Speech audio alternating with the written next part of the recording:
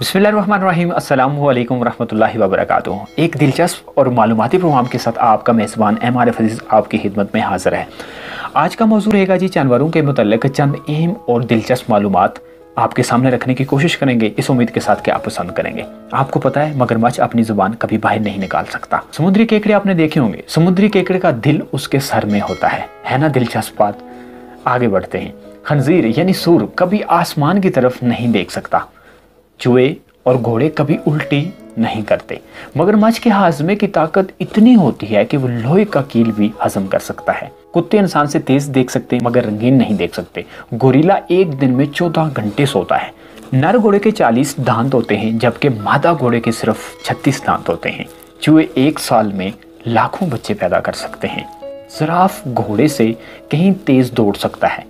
उल्लू को सिर्फ नीला रंग दिखाई देता है। क्या आप जानते हैं ऊंटों की 3 पलकें होती हैं जिससे वो रेगिस्तान में रेत से अपनी आंखों को बचाते हैं। ऊंट के दूध से दही नहीं बनता। ऊंट को जब गुस्सा आता है तब वो छींकता है। आपको पता है हाथी को भी पसीना आता है। हाथी का पसीना उसके नाखून के जरिए से निकलता है। ये थी आज चंद जानवरों के बारे में दिलचस्प मालूमात। उम्मीद करता हूँ आप इससे ज़रूर महसूस हुए होंगे। अगर आपको काविश पसंद आई है तो वीडियो को ज़रूर लाइक कीजिएगा, शेयर कीजिएगा।